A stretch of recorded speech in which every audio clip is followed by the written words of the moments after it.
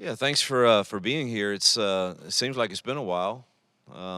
Maybe it's not been as long as I think, but it seems to be a while. And I appreciate all that you've done to cover our team and our university and our sport. But we're excited to kind of kick off the 24 campaign. You get through all the recruiting and you try to breathe a little bit in February as you also get ready for spring practice to begin.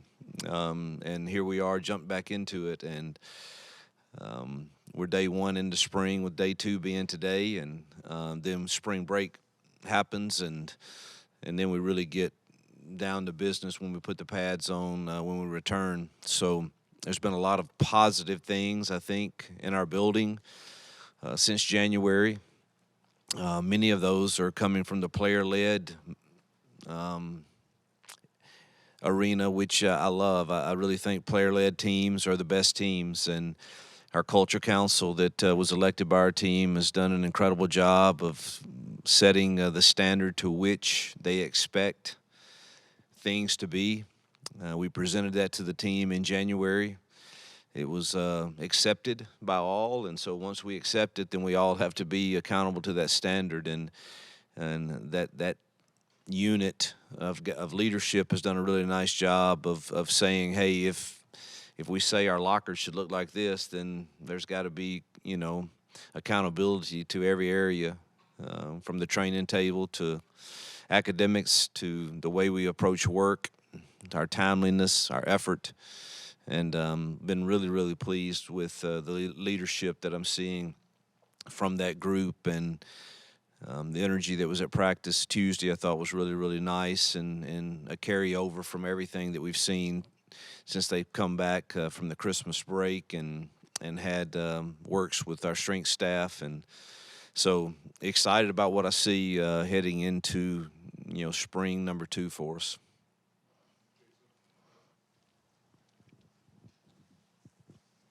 Hugh, what's the biggest difference you've seen from a program standpoint from day one of spring last year? Not on the necessarily on the field, but just overall 1 year in heading into spring Yeah. number two. Accountability, no question, to the little things. It it seemed that we were just way too casual about our approach and a lot of things to me, and that's not an indication on that's an indication on staff, players, all of us. And I think the kids sensed it. I think we sensed it, and that's in our meetings in January. We said we can't take that approach, and if it's not addressed, then things tend to be repeated. And I need everyone to be accountable to whatever we say the standard is. And truthfully, the older I get, the more I probably need players to help me see. All right, maybe that's an unreasonable standard, coach.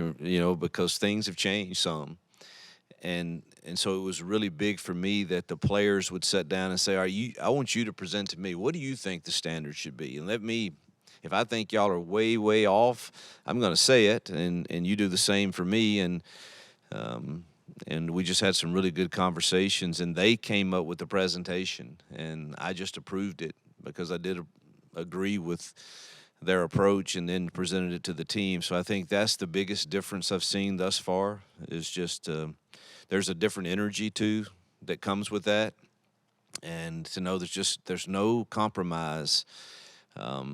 We hold each other accountable, and if you're one of the ones being held accountable and you don't like it, that's part of life. And because we agreed that this was the standard, and so I think that's the biggest difference I see. Coach, you said after the bowl game you would have an open QB competition this spring. What does that look like, and how do you narrow down this spring to make sure you're doing that in the most effective way? Yeah, that's the hardest thing is when you have 4 guys that you really want to get looks at, is getting them all quality reps. We would chart every single rep in endo, every single rep on footwork. I've got a team of 3 guys that are charged with that, and decision making, execution, and getting them quality reps. Obviously, you're going to get really good looks at Peyton and Holden and Hank, and then you want to get Walker some because I think he's so talented. I mean, his arm strength's phenomenal. He made throws the other day that I mean, it takes great arm strength to make, but he's swimming and everything's coming at him really fast right now, and we've got to find a way to slow that down and get him quality reps too. So it's a challenge to do that, but we're going to find out who grades out the best at leading our football team and executing the plan that we're putting in place. And you only do that through great reps. We're going to spend a lot of time doing a little something different this year on Tuesdays and Saturdays when we return from spring break are really going to be high-load days, padded days. Thursdays we're going to just teach. Just teach, be great coaches and teachers, and I think that's going to help our quarterbacks also and our young receivers, who I'm really excited about. But we got to teach them a lot of things, and so we're going to take that approach this spring. But you got to get out the quarterbacks the reps and see who executes. Day one, it was a very, very challenging. Y'all were out there. The win was a challenging day for quarterbacks. For sure. I thought Hank Brown threw it extremely well in those conditions, and anxious to see his continued growth along with the others. Well, every spot is wide open in my mind right now. Now, let me be clear. I think Peyton has done an incredible job since January of taking a leadership role and setting the standard. Do I think it's his to lose? Yes. But he's got to go earn it every day. And we're not in a position where we can just say that it's given to somebody. He's got to, we're changing our whole verbiage, our whole system back to what I'm comfortable with, and I need to see who has the best grasp on that. Hey, Hugh, now that you're starting a full season again, looking back on last year, were there lessons that you learned professionally, things that you kind of gleaned from that experience? Oh, I think every experience we have, if we're not learning, then we're probably wasting an opportunity. And there's some things that I'd rather probably not talk about that I learned. It's my word for 2024 is truth. I just want unashamed truth, no half truths, no just hit me right between the eyes, and I'll do the same with you. And I think you've always got to be really, really comfortable with your surroundings and with the culture that is being created. And, last year was frustrating in the fact that I did not think I was able to reach a group of kids to be consistent in every single game, in every single practice. And that was the most frustrating thing. And so I have to look at that, and I have to go study, why could I not reach that group to we should have won a few more games. And so you have to look at those things and evaluate yourself, your approach, your staff, and obviously your team too, your roster. And we can point to a lot of different things, but ultimately it's my job to make sure that the approach is one that our kids are giving Auburn University its best every single opportunity that we get. And in this new day and age, my way of, man, it's the love for your school and the love for your teammates and the love for each other that should be the greatest motivation. I think I've got to adjust that some. I still believe in it wholeheartedly. But that approach to get that through is more challenging in these days and times. But I still believe in it firmly. And but yes, there was a lot of lessons that hopefully we all learned and we'll make adjustments and improvements on.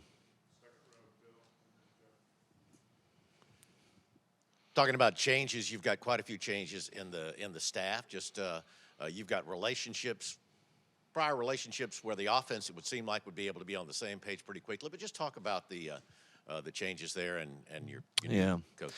Well, I mean, obviously we're we support Zach and Cadillac and their decisions, and Zach's now at Houston and Cadillac's with the Raiders, and we wish them the best. And but I'm so comfortable with Derek Nix and Ken Austin, and Maurice Harris is back in the building, and just really comfortable.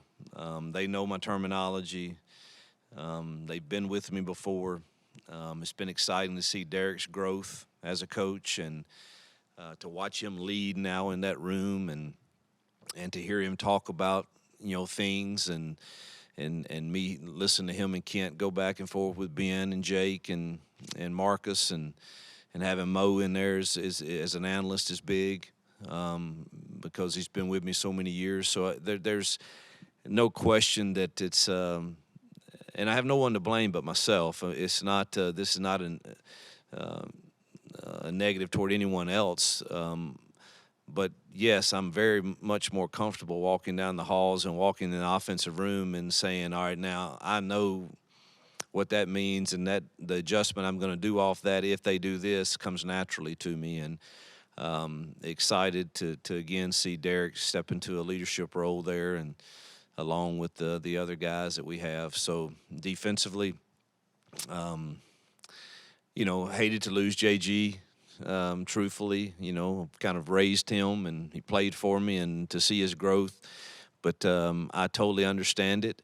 But then really excited to give Vontrell a shot, and he falls in the mode of the other guys I've hired through the years, from Chris Kiffin to Trey Scott to Freddie Roach to JG, and they've all done really, really well, and I expect Vontrell to do the same. And so excited about his energy that he brings, and he's who the kids really wanted too. So it's good that we were kind of in alignment there. Then DJ Durkin brings just a vast amount of experience, and really when we interviewed him, it's the first defensive guy I've really interviewed that I felt like he coached defense like we coach offense. And I had the whole staff in there, and everybody kind of felt the same way. That man, I get that. That makes sense. It's simple, and our kids can play fast, and he is so detailed and demands effort and energy, and just have been really, really pleased with his leadership on that side. And then in personnel, getting Will Redmond from LSU. I've always had great admiration for him and the job he's done. He's doing a really nice job, and adding Kenyatta to that group. I think we got a lot stronger in a lot of areas, and I'm sure I'm forgetting somebody. Oh, Charles Kelly. I mean, I feel like he's been with me forever. That's a guy you're around a week, and you're like, man, you're like my brother. I mean, everybody knows Charles Kelly. And what a great mentor and great coach he is. And not to speak of the number of guys he's recruited, and he's returning to a place he loves. And so to have him and DJ leading our defense there is, I'm real comfortable with that also. Hugh, a lot has happened since January. What's spring feel like in the SEC without Nick Saban at Alabama? Yeah, we actually talked this morning because it's next week spring break, and we're trying to arrange a little golf match, and it's different for sure. We need his voice to help us try to change some things, and I think he's willing to do that because he has a great love for this sport, and we all kind of respect each other in different ways depending on your relationships. But it is. I understand it. I get it. I mean, he's done it at a high level for a long time, and I'm sure he and Miss Terry wanted to enjoy some different type of lifestyle. But I do think he still has an itch to try to help the game, and he'll have a voice to do that. I do think it also. I've known Kalen a long time. We were both in NAIA together. I was at Lambeth and he was at Sioux Falls, and so I've known him for a long time, and he's a great human being and a great football coach that has some big shoes to fill. But I respect him and the job that he'll do. but it's definitely you feel like it all could be fool's gold without hard work and success, but you do feel like, man, there might be an opening, to capitalize on why not Auburn right now, and that'll be our message, and I'm sure they'll have a strong message too, and both will still get good players, and it'll be, but it is a different feel knowing Nick's not in the game right now. And just to follow up, how has that absence, I guess, changed the league already? There wasn't in our most recent SEC head coaches meeting. There wasn't a guy that was willing to yell and scream as much in there. We got to find out who that guy is. I think it's going to be Kirby. It comes a little more natural to him when we don't like something, voicing it. We always kind of depended on Nick to voice that in a forceful manner for us, and I think that's probably going to be given to Kirby. But it hadn't, I don't think the game has changed so much that it's really hard to separate, Nick's departure from all this other stuff we got going on. And the game is just constantly changing. Even now, I guess they're in Indianapolis, I believe, and deciding if we're having 5 or 10 signing days, or I don't know how many we're up to now. And I don't know.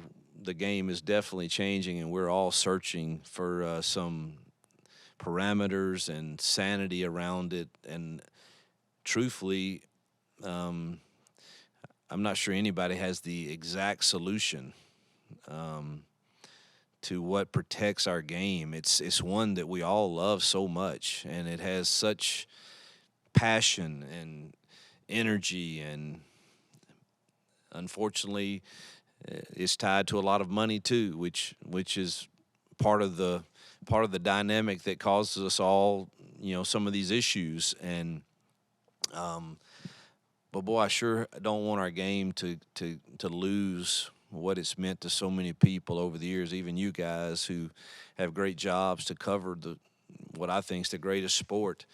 But it is in danger, I think, of us,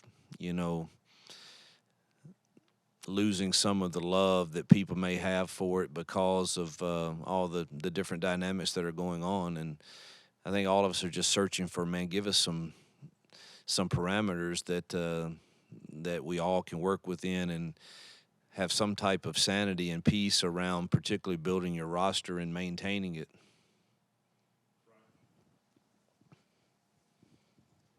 You wanted to ask you what stands out about about 24 newcomers, and specifically Percy Lewis on the offensive line, Cam Coleman at wide receiver, and Jaron Thompson at safety.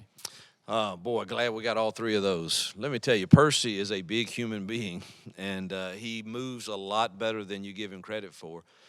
Now, his biggest, I love his demeanor. He's just one of those country boys that drove a bulldozer and motorcycles. I don't know how he got on a motorcycle that big, but that's one of the first things I told him is no more motorcycles. And he said, "Oh, Coach, I've tasted that asphalt many times." And I said, "You need to stay off of that." But he's just a fun kid to be around. Now, the biggest challenge right now is he's only played in the air raid. And that's quite different than what we're going to ask him to do. And but I was really impressed with his first practice and the way he bends and moves. Cam Coleman, God, just makes us look different. Can't tell you how excited I am about him. I don't want to put too much expectations on him as a freshman because he is just a freshman. And I know you guys don't want to hear it, but we're still in the early stages of building this program, particularly the way we're choosing to build it, hopefully through high school. And but man, when you watch him run around out there, we've improved ourselves, and he's naturally gifted. And I expect him to play as a freshman. Now, how well is he going to do as a freshman? We've had one practice, so it's really hard to say. But, boy, he's talented and smooth and tracks the ball as well as any that I've seen. Last one was Thompson. Love his energy. Love his knowledge of the game. He knows all three spots back there. he's been a leader, and he hadn't been here long. And he's vocal. He's played at a high level, at a good program. And think he's going to be really invaluable for us back there, being able to play multiple positions and help lead us. Because I like our young ones back there, too. They had a really good first practice. Those young guys are talented, but they need some experience back there like him and Keontae to kind of bring them along.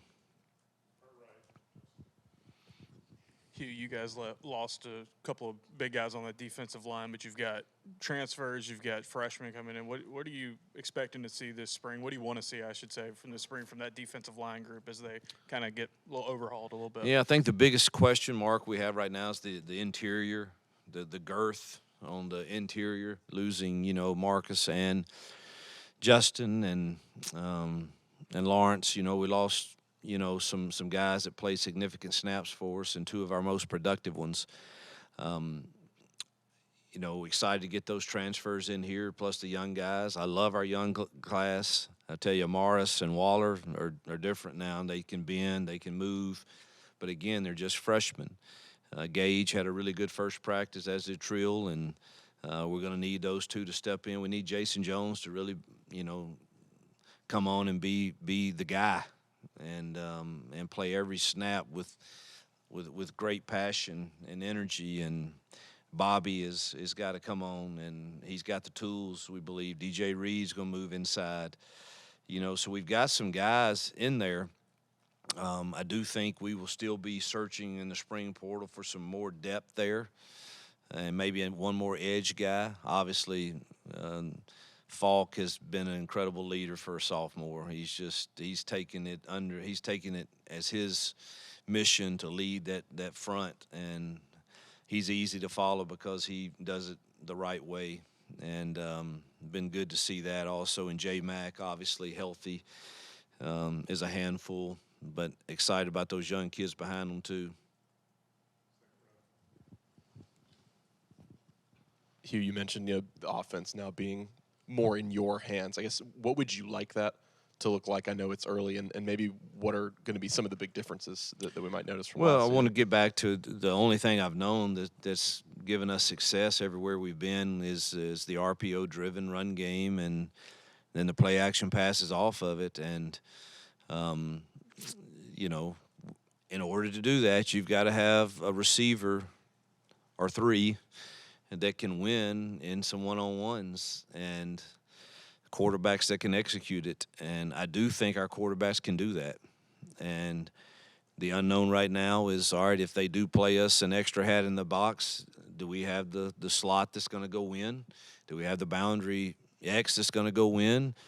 And that's what, is I'm cautiously optimistic, and so I don't want to leave here with the receivers thinking I was already after day one. I'm excited and hopeful and optimistic, but that's what we've got to be and you add the version of tempo to that, depending on, I think we'll be able to go as fast as anybody in the country we have in the past. Is that smart? I don't know yet exactly what that looks like, of how much we'll do that, but we're certainly going to be prepared to.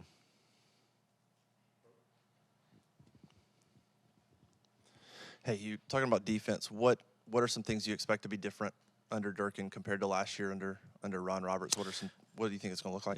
We were pretty good a lot of the year on defense, truthfully, and I think we're going to be more consistent in our effort and not give up as many explosive plays, hopefully. That's what I was really impressed with. His whole deal is, man, we're building every call we make from top down, and our deal is we don't give up these explosive plays. And we gave up too many in critical moments. And Ron did a great job of calling games and is a brilliant defensive coach. I do think DJ is going to bring a different energy and different feel to that side of the ball, and hopefully improve linebacker play, which we need Eugene and Austin and those guys. And obviously to get Mossy here, I've been really impressed with him too. What a mature kid he is, and brilliant football mind. I hope we get the same stats he produced at A&M in year one. That would be pretty nice. Hey, Hugh, back to the quarterbacks for a second. A lot goes into that position, but for your offense, the way you want that offense to move and to go, what would you say are the three most important characteristics or attributes of a quarterback in a Hugh Freeze offense? Decision making, number one. Accuracy, number two. And I'm sorry. Take care of the ball, number one. Decision making, number two, and then accuracy, number three. Obviously, you get into 4 and 5, you're talking about the leadership qualities that a team wants to be with you. And I've had it. Chad Kelly at Ole Miss, the year we won the Sugar Bowl, was Chad knows I love him. We talk all the time. But not many hung out with him when he left the locker room sometimes. But I'm going to tell you what, there was not a single guy that didn't want him in that huddle. And you want that in your quarterback, is that, man, the huddle wants you in there. And I'm looking for somebody to really earn that this spring and fall.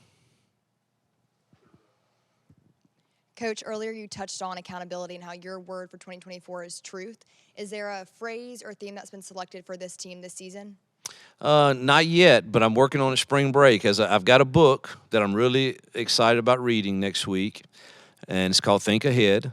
And I've already read a couple chapters, and I think my whole teaching series will come from that book. I asked the author 2 days ago if he was okay with me using his stuff, and he said yes, go for it. So come after spring break, we'll kind of start. The word for spring practice is casual, and I want it with a big X.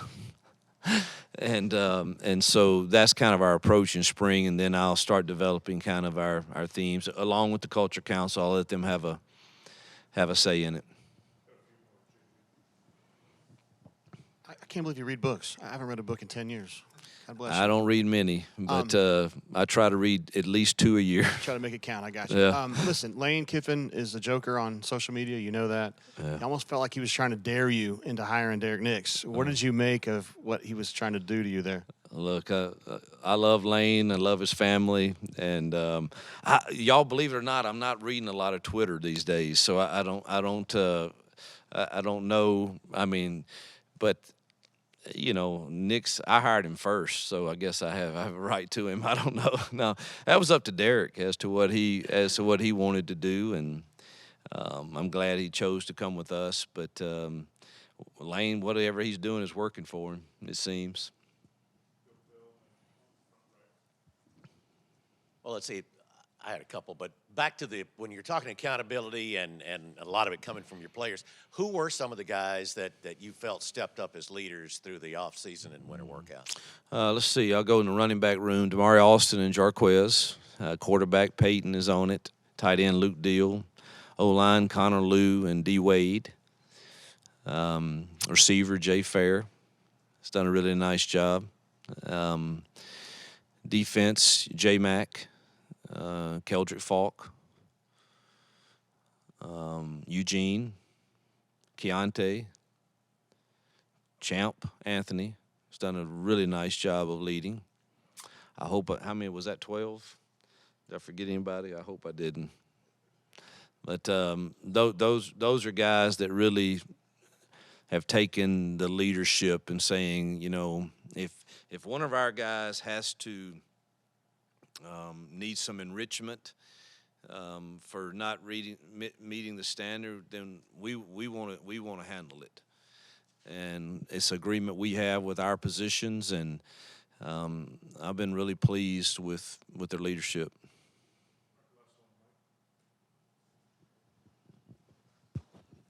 Coach, last spring you talked about guys ending up on lists and maybe how you felt about that. Mm-hmm. You also said last spring that Auburn has the resources to make kids feel blessed, but that can't come with entitlement. Yeah. How's the team doing with both those things? Yeah, well, I think that's probably the most improvement when I say accountability. It's these lists are way down, and there's nobody turning an eye to them anymore. And even not the list. It's as simple as the locker.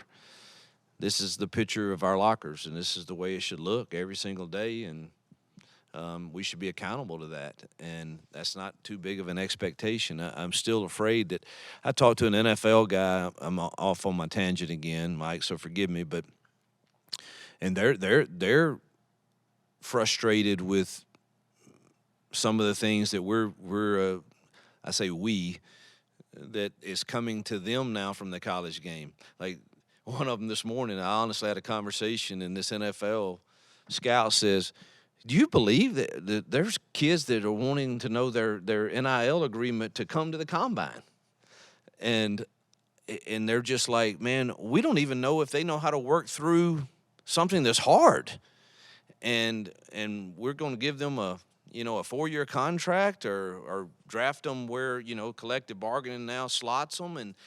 And that's the truth that people like me that are older, I'm not running from. And I'm telling our kids, I'm just telling y'all the hard truths. Life is not always as easy as you have it. That's creating this entitlement if you're not careful. And you're setting yourself up to possibly fail at what's bigger down the road, whether it's family or job or NFL, if we don't handle the things that come our way right now. So, yeah, you're blessed. Auburn has the resources to bless you. But at some point, you have to earn the right to be blessed. And you have to continue to do that. And it's not given. It must be earned. And so I do think, we're a lot further along with having those honest discussions. And I had a full year to recruit the class, and we got to know each other, and I got to be very candid with them, and they could be candid with us, and we didn't get very many in the portal. I was intentional with the high school kids, and not that we didn't go after some portal, but it seemed like it was for the wrong reasons in a lot of ways, and I may have to adjust my approach to that, but I sure would. I believe in our administration here. I think they're going to give us time to build this the right way. I know that everybody wants it to happen immediate, including me.